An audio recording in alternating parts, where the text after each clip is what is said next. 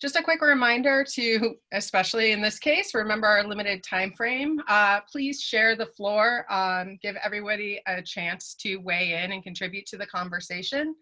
Naomi will at some point post there they are, the discussion guidelines. Once the discussion begins, we're going to try to keep everybody's mics enabled so that you can mute and unmute yourselves. Please keep yourself muted when you're not speaking and raise your hand to indicate that you'd like to speak. If it becomes too much, we'll just mute everybody and do our best to call on you in the order that you've indicated by raising your hand or raising your little hand icon there. A quick staff intro. If you're a Historic Seattle staff member, just raise your hand when I call your name, please. Eugenia Wu, Jeff Murdoch, Kai Kelly, Naomi West, Danielle Quinnell, Amy Jorgensen, and Cindy Hughes. And we have a new staff member who I'm going to now invite to introduce herself and briefly tell us about her role at Historic Seattle. Taylor. Hi everyone, I'm Taylor. I know that we're behind time, so I just won't take up a bunch of time, but I'm the new Community Events Manager at Historic Seattle. I'm in my 3rd week, I think, and really excited to listen in on the discussion and possibly even chime in. So, great. Thank you, Taylor. In any conversation about land use, it is necessary that we acknowledge that we live, work, and play on the unceded and traditional territories of the Coast Salish peoples, and that we occupy this land. This acknowledgement does not take the place of authentic relationships with Indigenous communities. It serves as a first step in honoring the land we occupy. This statement is borrowed from the City of Seattle Office of Arts and Culture, while Historic Seattle works to develop its own organizational land acknowledgement. With that, we are going to jump into the discussion with an opener. Jacobs claims that the necessity for the 4 conditions for exuberant diversity is the most important point this book has to make. Have the 4 conditions for diversity changed since the 1960s when this book was published? Those conditions are, number 1, more than one primary function that yields presence of people at different times of day. Number 2, blocks must be short. Number 3, buildings vary in age and condition. And number 4, dense concentration of people. So the question is, have these conditions for diversity changed since the time the book was published? And many of you are on mute, which I appreciate. If you would like to speak, raising your hand if you're on camera or using the hand raise function on Zoom will work, or just unmute yourself and we'll try to moderate you as best we can. I see Hataha has her hand up. I'll just start the conversation. Well, certainly since the book was published, we have all these little McMansion neighborhoods. So that has changed, I guess.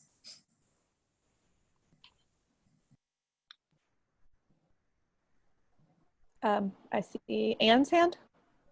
I mean, I think there's a difference between what the true conditions for diversity are and what the perceived conditions are. And I mean, these days we seem to perceive that we need a lot of open space and we want to, you know, minimize streets, and new buildings are better than old in a lot of settings. When I read what she wrote about these conditions, and I think about my work experience for 29 years in downtown Seattle, followed by my final 6.5 years working in downtown Bellevue, which I used to call Belvoid. I always had trouble explaining to people why downtown Bellevue just felt so sterile and uninteresting. And I'm realizing that a lot of it has to do with these 4 conditions. So, I mean, I would say that these conditions still hold true, although a lot of land use planners may not see them as true and therefore are not implementing them. How do you raise your hand? I don't see that option. That works, Doug. Go ahead, Douglas. There's a button also down at the bottom where you can see who's participating, how to mute and start your video, called reactions. And if you, well, you can use like the little clap feature there. And I think within the chat, you can also raise your hand. But anyway, I can pretty much see everyone. Michael's, go ahead, Douglas. It's not Oh, showing no, the I didn't same. know. I on was just everybody's screen. checking in on technique. Michael, you have your hand raised. Yeah, I just find this book now very outdated, and in many ways, and I find the references to New York not useful at all in Seattle. I think the comment about Belvoid versus downtown Seattle is really instructive, but I don't think the answers lie in shorter blocks necessarily.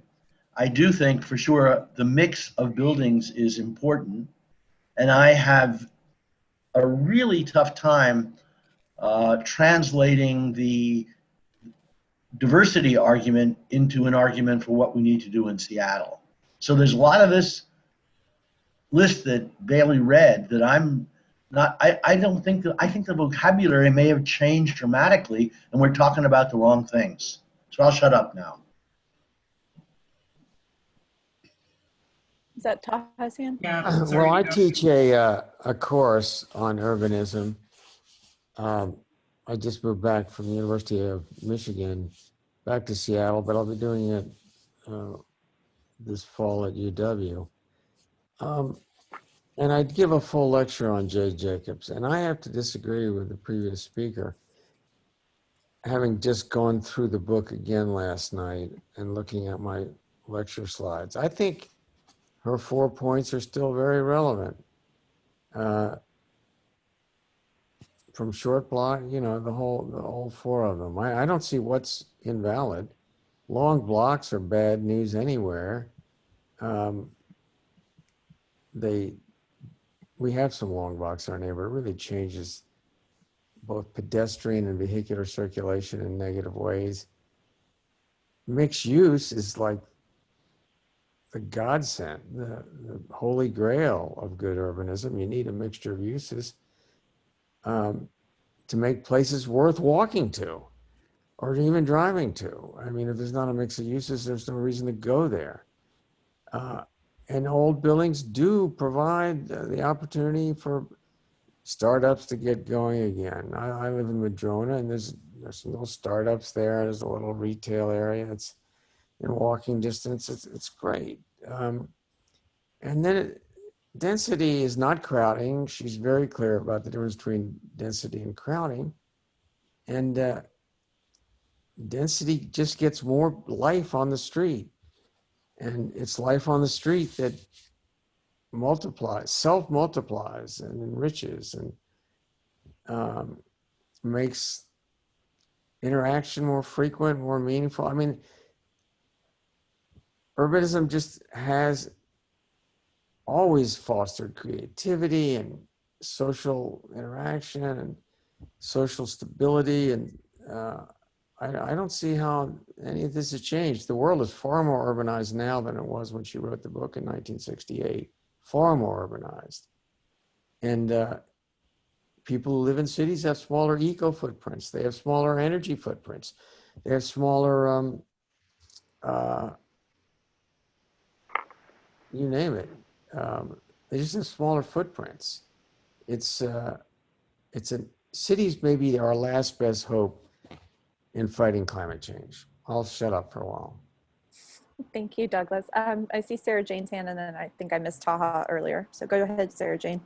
Thanks. I agree with what Douglas said. I took the course in urbanism at UW last fall, and we read Jane Jacobs then and reflected on this. And I really have to disagree with Michael that it's irrelevant, and I want to cite some specifics. I was on the design framework team for Lake City, and one of the things we asked for over and over was our blocks are much too long. These are the north-south blocks. So from 125th, you always go to 127th or 130th, and to break through those blocks, like where that used to be the Value Village in Lake City. If I walk my dog now all the time, and I'll walk through the parking lot and down a windy path just to avoid being on the main drag. The same with the library. You have to walk through the middle of the plaza.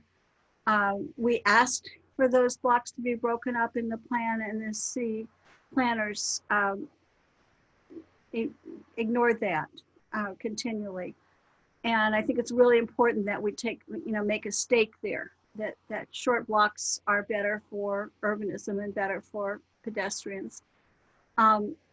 Generally, the city ignores the needs of pedestrians. Obviously, north of 85th, we still don't have sidewalks in 40% of the city, and 11,000 blocks are lacking. And even on main walking routes to the bus, we're walking in the middle of the street after 5 o'clock in the dark, which is terrible in the winter, in the mud, in the potholes and everything. Another point is that the older buildings, trying to save the Ave in the U district requires that we save the older buildings. There is a diversity of small businesses and restaurants there that cannot exist if all of those buildings are redeveloped. And I can't fathom who or why are the people that are pushing upzoning that one block or those blocks of the Ave and getting rid of all of those small businesses and diverse restaurants that are so cherished. It just makes no sense. And I have to look for who's the money and who's the power that's doing that wants that upzone. Thanks. Thank you. Taha, am I saying your name correctly? No, that's totally right. Exactly.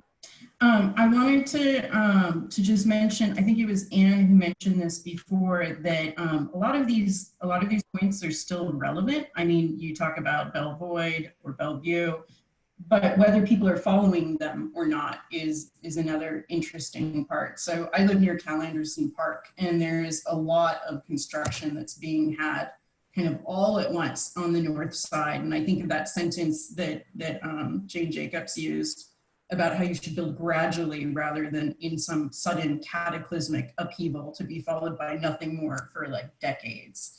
So that's happening. And then I think about the diversity she talked about with having like storefronts. And while, I don't remember, I think Douglas mentioned it, there is a lot of multi-use buildings going up. But at the same time, I see all these townhouses where it's like nobody can use that first level. So we just pull the curtains and it becomes like this dark no man's kind of land. So whether people are following these instructions or not, I think that's questionable. Whether there are new things added. I think about, again, Cal Anderson Park, just because I live near it. Right now, they're reconsidering how to design the play area of the park because of the recent protests that were there. And they're discussing whether they include these community gardens or not, or where to put them. And the way they're discussing it, I've joined a couple of the city meetings, is really interesting because I hear them kind of echoing a lot of Jacob's recommendations about kind of diversity. They're really concerned about diversity of usage. So they're trying to bring in different groups of people. Like it shouldn't be all one age or one type, right? It's or just skateboarders or just, gardeners. It should be all these different things. So yeah, I was curious about how we're not following a lot of these recommendations. Thank you. Ryan, I saw your hand, and then maybe we'll go to the next question. Sure. Well, thanks everyone for speaking on this. There's a lot that I would like to follow up on. But in answer to the question itself, I actually found the comparisons to New York to Seattle fascinating. To consider the relationships. One of the first names for Seattle was New York Alki, and I really think that Seattle responded to New York in a lot of ways with its urban design and planning. One thing I just wanted to mention is Jacobs talks about the waterfront as a wasted asset. And so one thing you saw in New York was a huge reinvestment in it and being able to connect it through green spaces, being able to have a mix of uses, the rehabilitation of the piers. And so I see definitely a parallel happening in Seattle, of course, with the viaduct coming down along with that reinvestment plan. I mean, granted, we just had that partial pier collapse, but the idea being that that I see kind of Seattle echoing some of New York's cadences, through this process. So in my reading of it, and I do realize it's dated because so much more has happened in New York, I was making a lot of connections to, to districts that were talked about in areas and seeing how Seattle kind of met or not met some of those. But I do feel it was in the shadow and in response to a lot of what had already happened in New York. There are two differences, one temporal and one spatial, between our time and Jane's. Spatially, Seattle is very different in that it's much, much hillier than New York City, including the other boroughs. I mean, all 5 boroughs. So the shorter blocks are sometimes impossible with the steep hillsides we have. The other thing is the web and electronic communication that's changed since our time. Look at what we're doing now. That's absolutely, that would have been unbelievable. It would have been beyond the realm of imagination in 1968.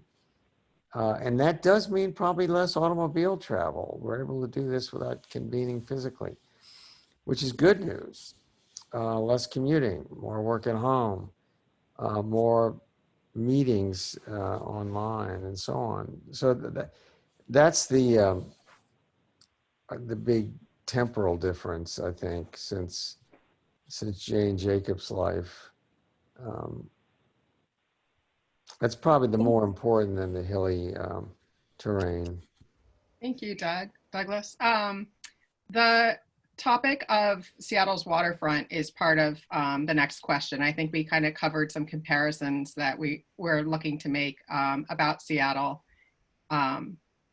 in question 1 that we had planned. So I'm going to skip down to question 2. Does anybody have thoughts to add to what lessons from part 2 of this book could be applied to ensure vitality at Seattle's waterfront in the wake of the viaduct removal?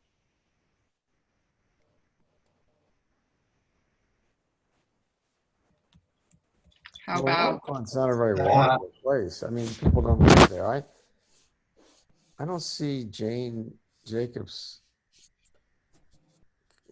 commentary that relevant to the waterfront. Except you're talking about, which waterfront are we talking about? Right? Seattle's waterfront, the redevelopment area in Seattle. Oh, you mean from Pike Place Market south, basically? Correct. Oh, yeah, that's very walkable. I'm sorry, I thought you were talking about the Port of Seattle. No, that's very walkable. And I think I've been gone for 22 years and we just moved back. I think it's much better than it was 22 years ago. Pure Well, notwithstanding. Michael, go ahead.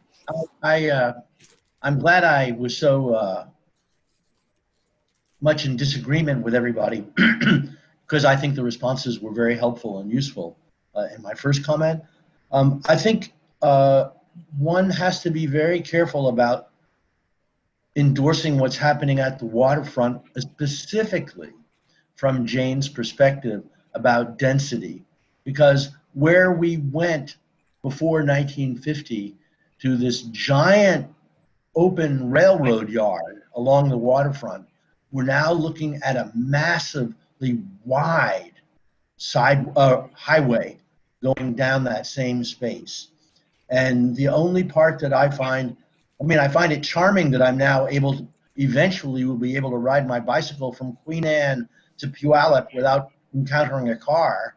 But still, there is going to be a massive highway in that space. And it's not going to be sweet walking across that street or getting to the downtown. We had to repeat the bridge at the ferry landing, which seems unnecessary. So I think this is very much in opposition to what Jane Jacobs is talking about. Anyone else have comments to add about the downtown waterfront area? Thank you all. Bailey, you want to move on? Sure. Page 158 and 159 describes a vital little Armenian neighborhood, that's in quotes, that was rooted out for a tunnel approach. Discuss how the formation of I-5 and Highway 99 have impacted effective and successful Seattle neighborhoods.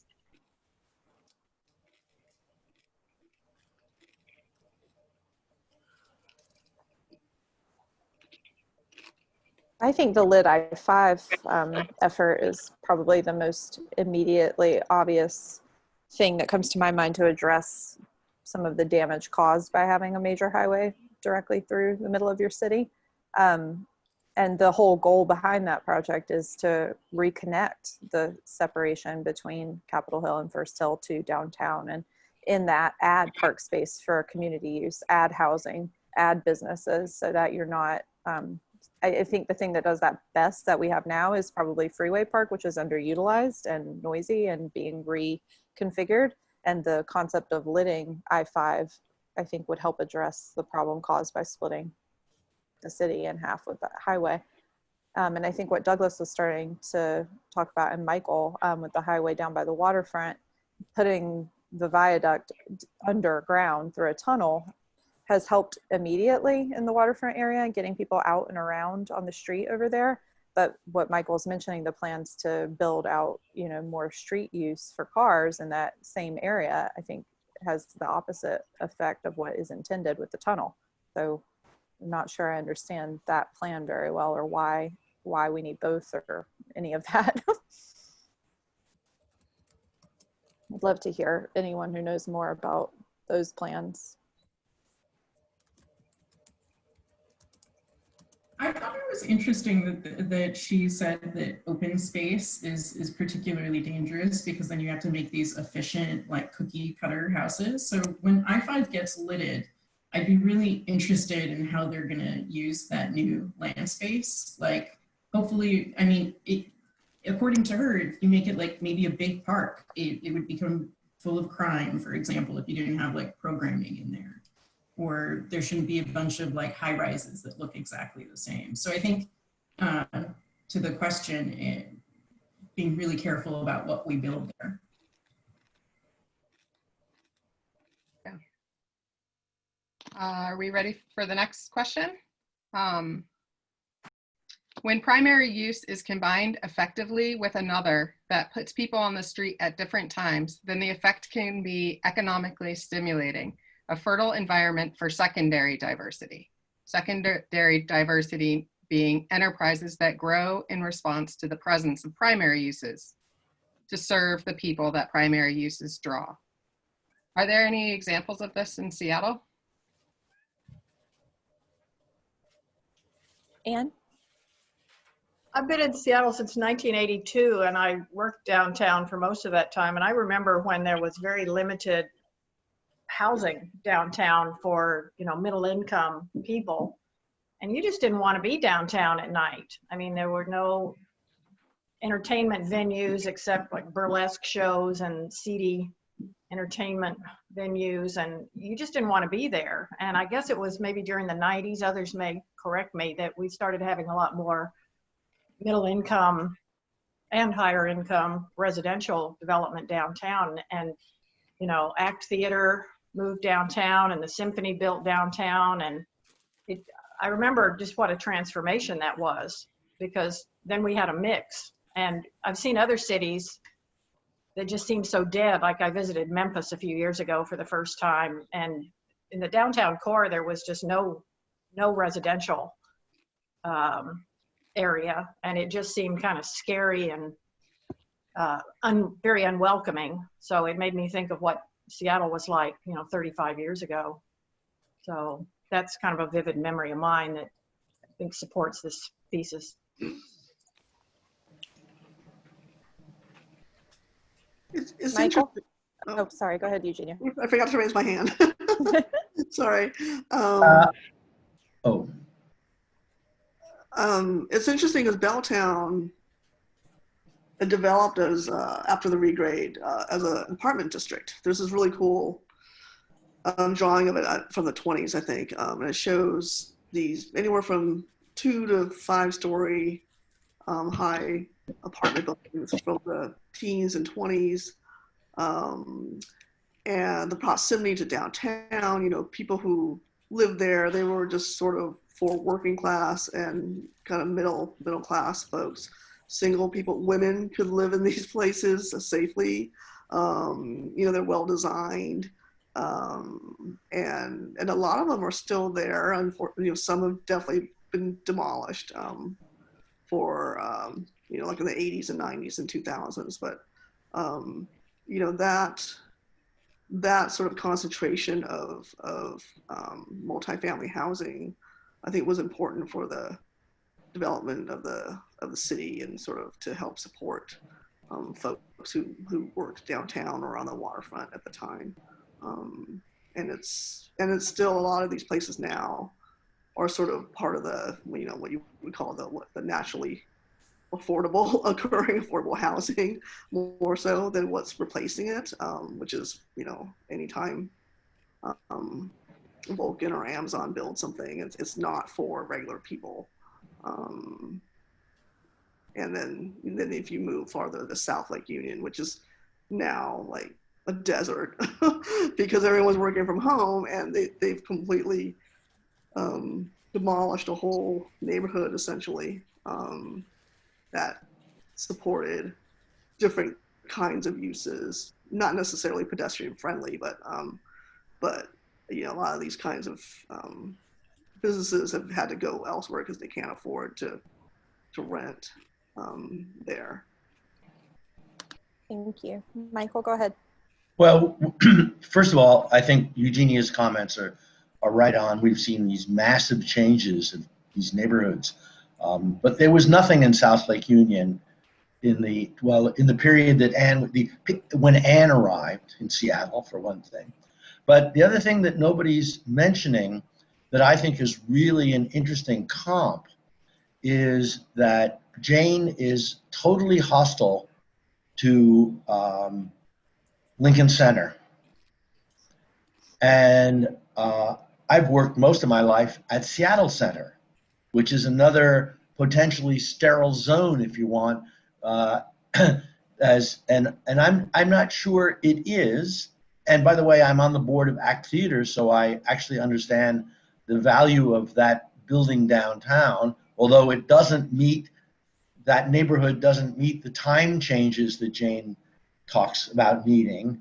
But Seattle Center is really an interesting problem for us in terms of Jane Jacobs' book. And I'm wondering what other people think. I totally agree with you, Michael. I mean, I think it's interesting because Seattle Center is the central place where we have all of these events, right? You kind of need a place like that. But to her point, it completely empties out at night. It wouldn't meet her criteria necessarily. I don't know. It's a weird mix there. It's also sorry, raising my hand. Seattle Center is much bigger than Lincoln Center in New York. Lincoln Center is pretty walkable in scale. I mean, it's basically one big plaza. So I think it's inherently more urbane than Seattle Center, which is really spread out.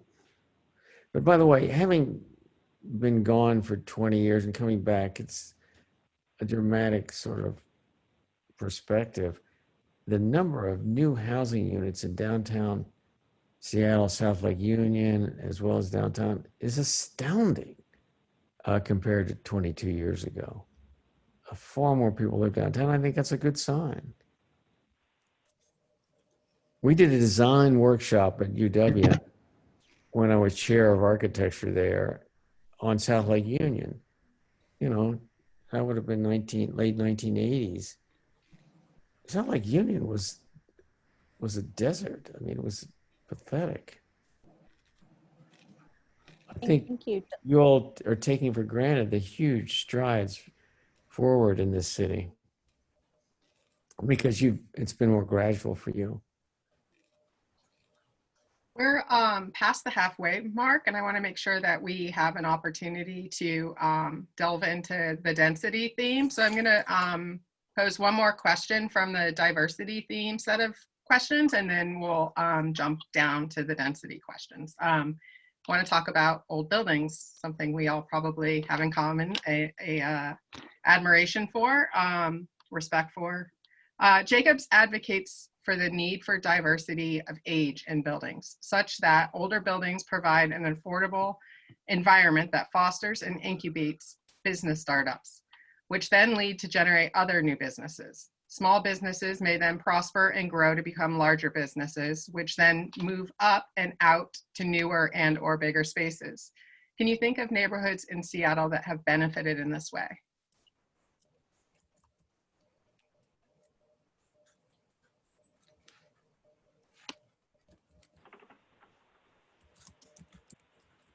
Well, if they want to, I mean, our little retail center in Madrona has incubated little businesses. It's not a very big center, but it's quite lively and in walking distance for many people.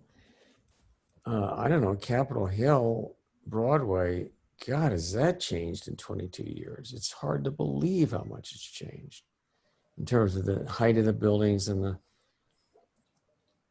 the height of the street wall along Broadway has been dramatic, and I suspect positive in terms of providing more homes for more people. After all, the population of Seattle has been going up, which is rare for most American cities.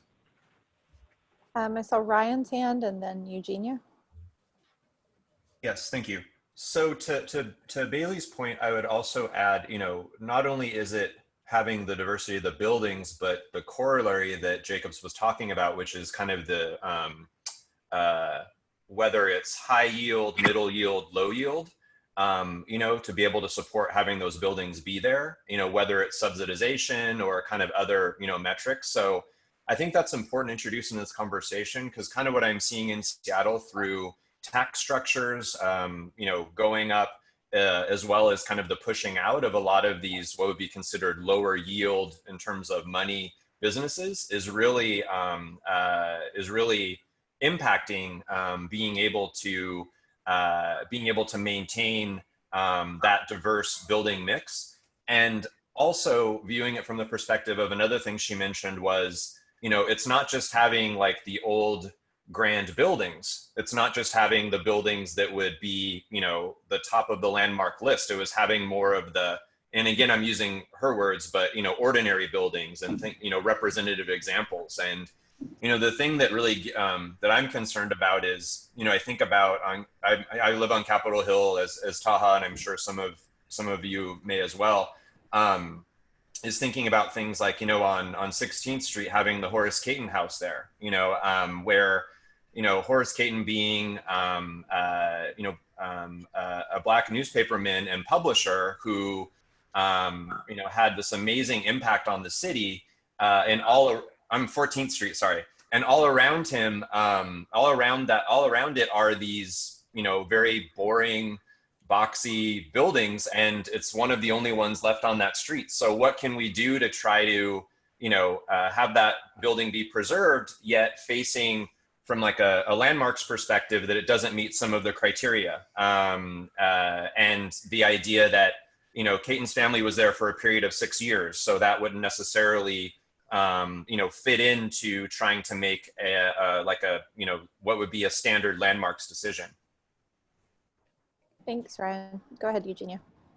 As to the question, I was thinking of our designated historic districts and how successful they've become over the decades for incubating these smaller businesses and spaces. And incubation is a word that Jane uses in her book and that we use now. And you think about Columbia City, Pioneer Square, the Chinatown ID, Ballard Avenue, Georgetown is not a historic district, but it should be and can be. And that's a perfect place where you have these older buildings and you have property owners that really, that support a lot of local businesses. They're not out to gouge people for high rents. They understand that these diversity in uses, the primary and secondary, although that's not what they're, intellectually said, I'm going to be out to do this, but it's just sort of in them that they say this is the right thing to do, and we want to promote sort of these smaller businesses and uses, and then then if they grow, then they can move on to other places, and that's why these districts are so important. And I think about these days, if they weren't protected, could we get them designated today, given the density at all costs, the real estate, the highest and best use, like all that. I mean, that's what drives today. There's just a big old land grab in the city. And, as one of the advocacy people at Historic Seattle, this is what I spend my entire professional life on. And and so I'm glad we have these places, but we're losing more and more of them. And facadectomy is not historic preservation. So when I see in Pike Pine and South Lake Union and downtown landmarks that have been designated that get this, really bad facade treatment and this high rise behind it, it's just not preservation. And so it doesn't add to sort of the pedestrian friendly sort of walkability aspect of what Jacobs talks about. That's my rant.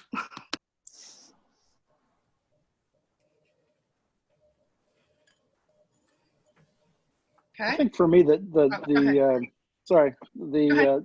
gentrification that happens when new construction is brought into neighborhoods is one of the most alarming things that I see. Not only from a personal perspective, people can't afford to live in their neighborhood anymore, but also the small businesses. I don't know how many 5/1 new construction types you see that actually have a small business on the ground floor. I don't see that. Maybe there's like a Zeke's Pizza next to the subway, and that may make it a local, but there's not there's no incubator in that new construction. And I think for both on the residential side and also on the business side, I don't see how people can continue to live in Seattle with this radical change in the pricing out, as Eugenia alluded to, the valuation of the air and the dirt exceeding the actual historic building that sits on it. Sarajane? Just following what Kai said about the empty ground floors of so many of the new buildings, especially the residential 502 types, they're set up to not do what we need them to do. There's a requirement that they have commercial on the ground floor. Thankfully, I think the city council is just changing that to include daycare, which we desperately need, which is good. But the economics of it are that they create these 10,000 square foot spaces, which are too big for startups, for the, one person or couple type of just beginning business. And then it costs a fortune to build out a restaurant in a space like that. And the first occupant has to pay for all of those, the build out.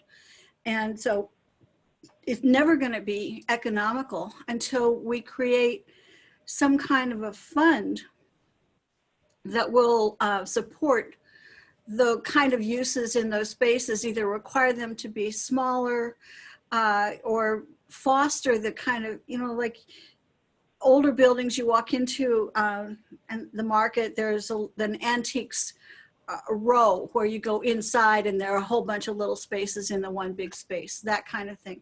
But we need to make a fund, pay, help subsidize those build outs. The other thing is that I may be wrong, but I believe that the lack of use of those spaces is built into the pro forma spreadsheets of the builders and developers, that they can write off that lack of rent as an expense. And so it's just not a problem that they're looking to solve, but we need to solve.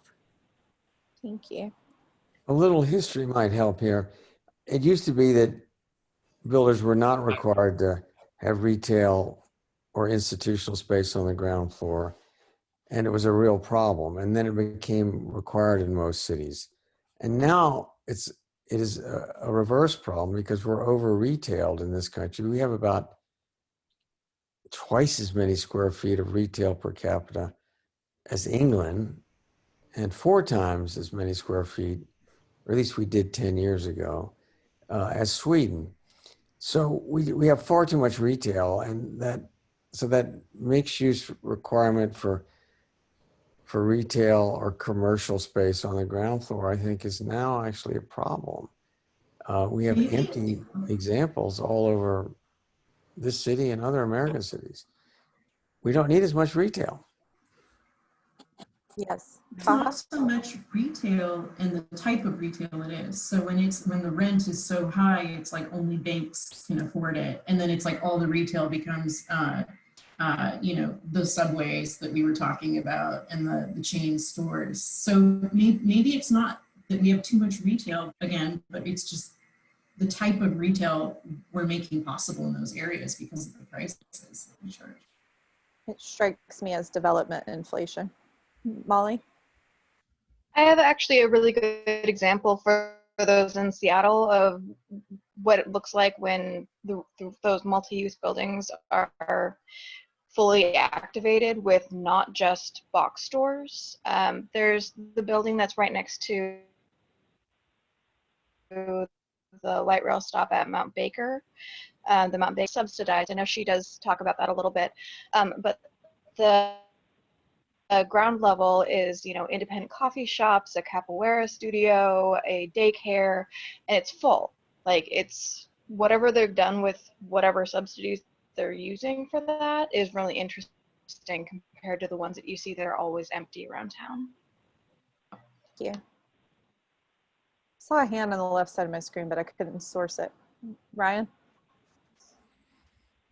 Thanks, Molly, for bringing up that example. When I think of kind of being over retailed in retail space, I wonder, I see it from like a square footage perspective, but I wonder in terms of the amount of businesses and vendors, having like a large retail space for one company, like like a clothing store or something like that, versus could we look to kind of reallocate some of that space for the multiple use, kind of perspective. And I don't recall if it was you, Sarajane, that had brought it up, but someone had kind of, brought up, another example where, of kind of that antique row, where you have, a large space where multiple vendors can come, akin to like a Pike Place market, if you will. Another interesting example to bring up is Epic Antique and Sodo. If anyone's familiar with that, it's pretty cool because it's, this industrial space that they've made available to antique and collectible vendors. And I think it's kind of an interesting example to look to, because in talking with some of the vendors, there'd be no way that they could have any other type of physical presence, if it wasn't for having that, that smaller space on a more flexible kind of arrangement in terms of their, lease with Epic Antique as the larger entity to be able to maintain all of those other costs and, provide that space for them. It is true that we have much wider aisles in our retail space than the rest of the world. So in terms of products per square foot, as opposed to just outright square footage, we could probably compress our stores to be much more efficient. But even if we did that, even if we cut it in half, we'd still have twice as much retail as Sweden, which is not exactly a poor country. So, I mean, we are really over retail. It's not a small amount. And thank you. And I appreciate big box stores. Sorry, I just want to go ahead, Taha. Big box store that is our brand, right? So much. Yeah. I'm seeing a lot of comments in the chat about that. Some good ones from Jeff and Michael about what goes into these spaces, even if they are built. And there are some good examples, particularly around transit, like Molly mentioned, but many examples are not so good and are often vacant for long periods of time.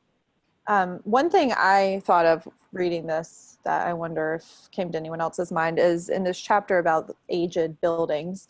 the idea that you should leave them alone as much as you can rather than rehab them to make them feel modern, because that helps them remain affordable by just not touching them too much.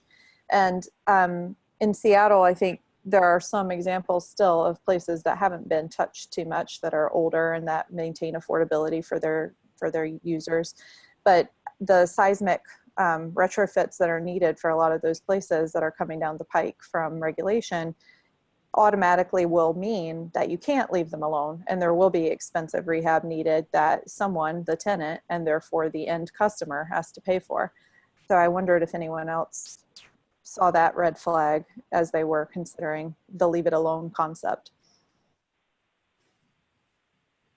Sarajane?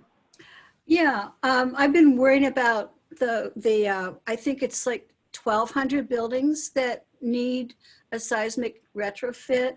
And of course, you think of the International District, and so many of them are quite old and have small, very affordable units. I think the only way to deal with that is for the city to step up and actually subsidize. There are two levels of retrofit. There's sort of the we can do it one, and then there's the really good engineering wise. Douglas or could help me with that, but at least step up to the minimal level to make them safe, to brace them. And we need to pay for that to keep those spaces affordable. I hope that people are aware of the multifamily tax exemption, the MFTE, and it's going to come up in the legislature again. It's new. It applies to new buildings. They only go down to 60 or 80% of affordability of area median income. It's a gold mine for developers, and we should be very wary of it. It's a giveaway. They pay no taxes on the residential portions for 12 years. And we do much better to take that money and build affordable housing rather than just sink the money and then at the end of 12 years, kiss it goodbye. The builders, on the other hand, think it's wonderful, and they want to extend it to preservation tax exemption. So this has been on the city's legislative agenda, the cities, for the last 3 years. And it's because it's such a great giveaway. So they want to apply the same rules to completely rehabbing these older buildings. We should be preventing that. We need to take a stand. And both the MFTE either needs a huge revamp or just go away. And for heaven's sake, don't extend it to preservation, because it's not a good deal. Thank you. Taha has the call, so thank you for joining us. Bailey just mentioned in the chat, since we were on our staff side behind on getting started, we'll just keep going for a little bit longer. If anyone needs to leave, just jump off, but we appreciate your patience with us and your time participating today. Did anyone else have anything to add on seismic stuff, or we can move to the next question? I don't see any hands. Okay. Okay. How does Jacobs define density? How is density defined now? And is there more than one definition?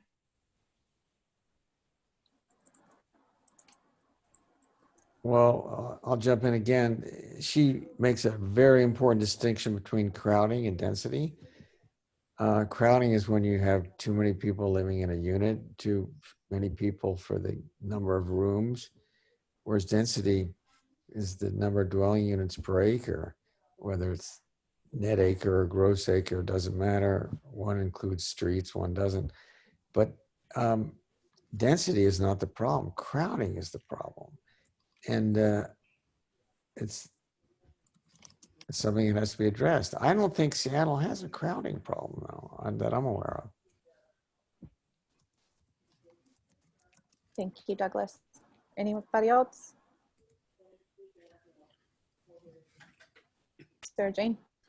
To answer that question, I think there's a crowding problem amongst large extended immigrant families who are mainly in South Seattle and the South County areas. The city, of course, the developers aren't building any 3-bedroom units whatsoever for rent, and hardly any 2-bedroom, because it's much more profitable to build studios in 1-bedroom. So that's what they do. And so if you wanted a family size unit, which used to be 3-bedroom in the city, arbitrarily and quietly, stealthily redefine family size as 2 bedrooms. I just, no words. But so if you're a larger family and require 3 bedrooms or more, you rent a house. 23% of all the single family houses in Seattle are rented. And those families may be crowding, large numbers of family members, 2 or 3 families into this 3-bedroom typical house. And so I think there is quite a bit of crowding in those communities. We just don't see it. Thank you.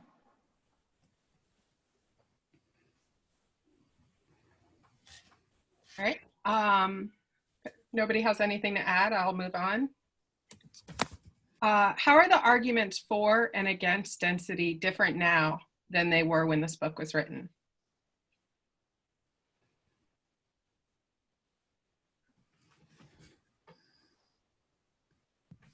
Eugenia?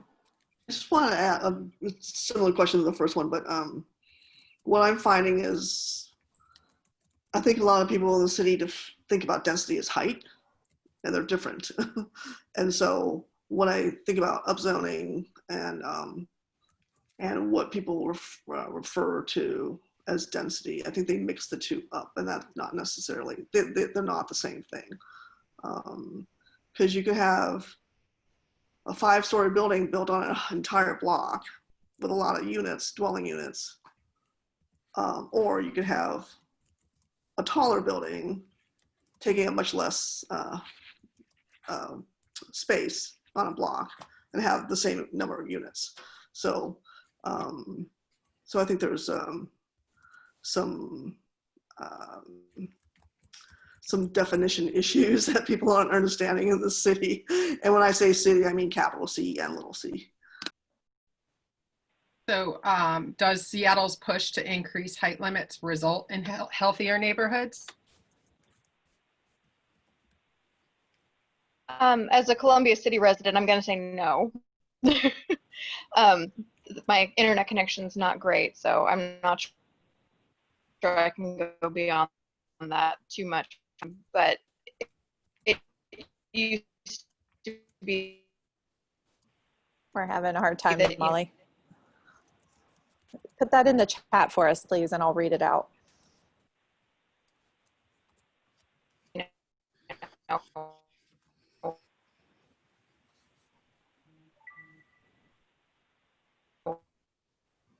It's an interesting comment Sarajane just noted. Molly, we'd love to hear what you're sharing, but we can't. Yeah. One of the things that I actually thought was missing from the book was those zones in the 60s. Sure.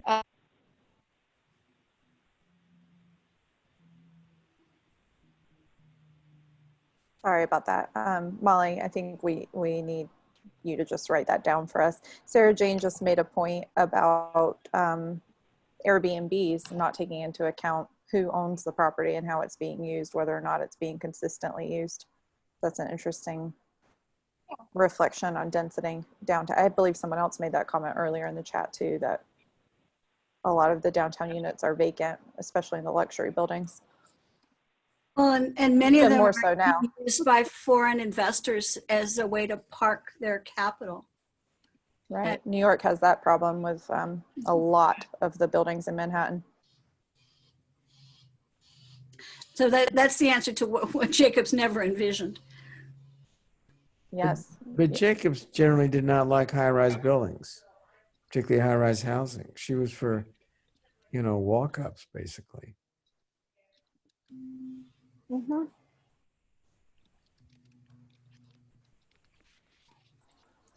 Anne?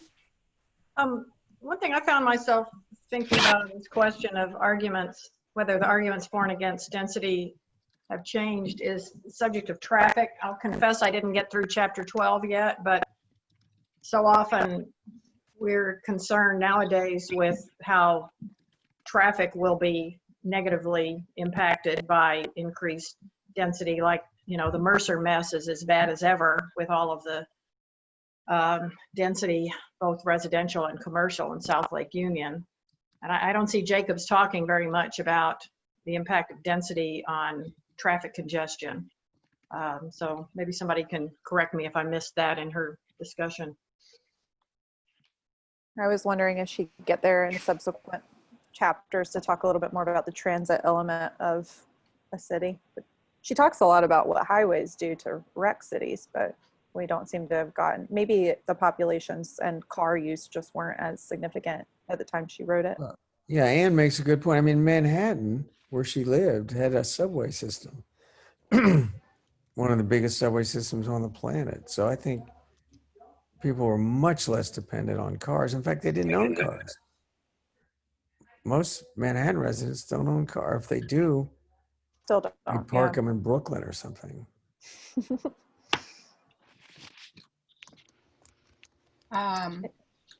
We ready and for then the taxes warm. Jacobs? Let's see.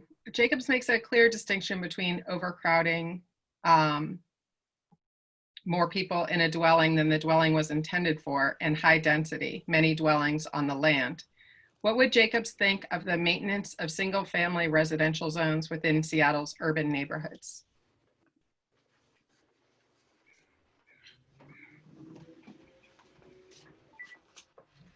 She'd be for having accessory dwelling units allowed, whether they be attached, detached, front yard, backyard, side yard, over the garage. As Minneapolis is currently doing in Portland, they're allowing single-family zone neighborhoods to have up to 4 units on their lots. And I think Jacobs would be very much in favor of that.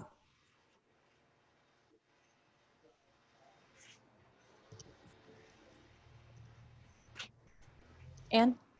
Yeah, I like what Douglas has to say, but we have the additional problem of so many residential neighborhoods having very little in the way of commercial activity. You know, there might be one block that's got a coffee shop and a, you know, massage studio or yoga studio or something like that. But I wonder what she would think about, you know, just so many block after block of just single family houses and, you know, pretty sparse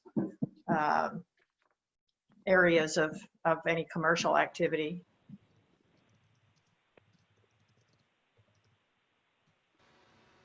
Molly just said what she was trying to get across earlier about Columbia City in the chat. A big issue she found missing from the book in terms of density was what happens when redlined areas are redeveloped.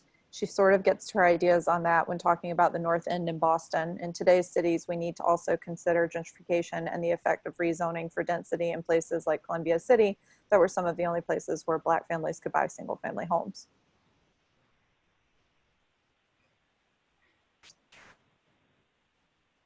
Does anyone have anything to add to either Anne or Molly's points?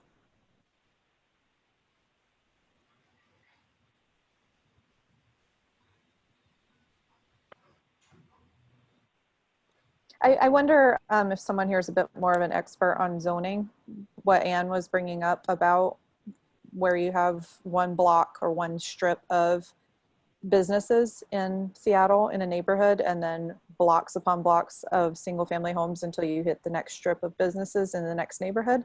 That's something that I've noticed as very unique here and seemingly similar in maybe Portland, but I understood when I moved here from New York that it was zoning related, and it's strange to adjust to and kind of flies in the face of what Jacobs recommends, which is that everywhere you go, you should have street life if you want people out and about. And I'm wondering if someone knows a little more about how that came to be and why it has been popular and where else it might be that way beyond here. Jeff. Well, I would just say that in Seattle, there's a, you know, our city developed as sort of streetcar suburbs moving out of the city, especially to the north and south. And so often in neighborhoods, especially to the north, I can think of, there would be a really rich, walkable, dense neighborhood near the streetcar stops. And these rows of power lines that our buses still use kind of identify those neighborhoods that create these really splendid kind of commercial districts with lots of different uses. And I think that without that streetcar history in our development, probably those would all have been just more kind of sprawling suburbs of mostly houses. So I can just offer that sort of point on our history. Interesting. Thank you. Eugenia? Well, I mean, you have to realize that what Jane Jacobs is talking, I mean, she's talking about Manhattan. So, which is very different from the rest of the country.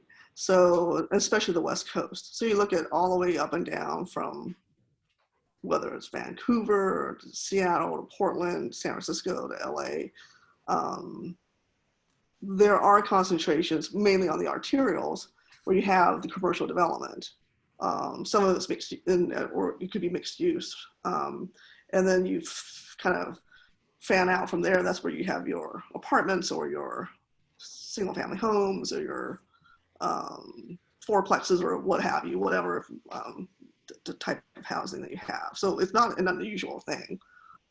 It's just that you're reading her book and you just think the world is like her little world. She lived in a bubble, is what she lived in, and she hated Los Angeles. I'm from Los Angeles, and so I definitely don't agree with everything that she says. I agree with a lot of what she says, but I think you have to look at it in the context of the time that she wrote this, what the city was like when she was living there, what the world was like, and what the world is like now. And I think you can't apply that type of growth and planning that happened there to every place. Because if you did, then you hear about the Manhattanization of Seattle, or you hear these things, or the Los Angelesification of whatever, or it's like we're not these things, and so that's sort of you want to kind of distinguish from that. Thank you. Douglas? We have to ask ourselves, why did Jane Jacobs leave Manhattan and move to Toronto at the end of her life? I think maybe, Greenwich Village changed. Healthcare. Healthcare. For healthcare. Yeah. Same reason we'll all be going soon. Maya's making a comment in the chat about the difference in age of New York versus Seattle or LA. Yeah, I think her references to Manhattan especially kind of ring true of a lot of what you see in Europe, I think, versus West Coast. But I think she's also trying to prescribe a model for livelihood on the street, and there are streets that are more suburban that just aren't as lively because they don't have uses beyond housing. That's true in the outer boroughs of New York too. She just wasn't focusing on them because she was trying to say what would be better.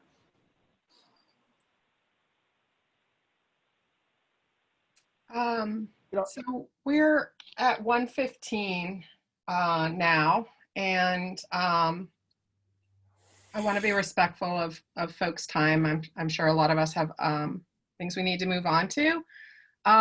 Does anybody want to make any last comments before we wrap up? I'm sorry we weren't able to get to all the questions. There were a lot more this time than the last discussion, so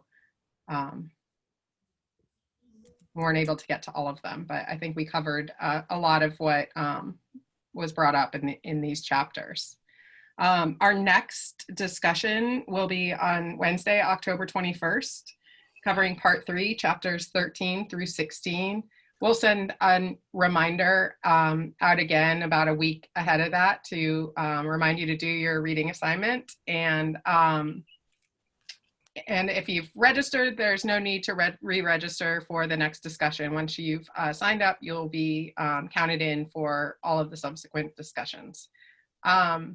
And we will go ahead and schedule that one for noon. The time was to be determined, but this time seems to have enough of a turnout and some repeat people coming in that I think we'll go ahead and keep it at noon for the next one. Thank you very much, everyone, for all of your input and your time and for being part of this discussion. Thank And you for, all. and for Thank you, bearing with everybody. us with the technical Yes. glitches. Yes, thank Thank you for you. your patience and your time. Thank you. Thank you. you. Bye. Till next time.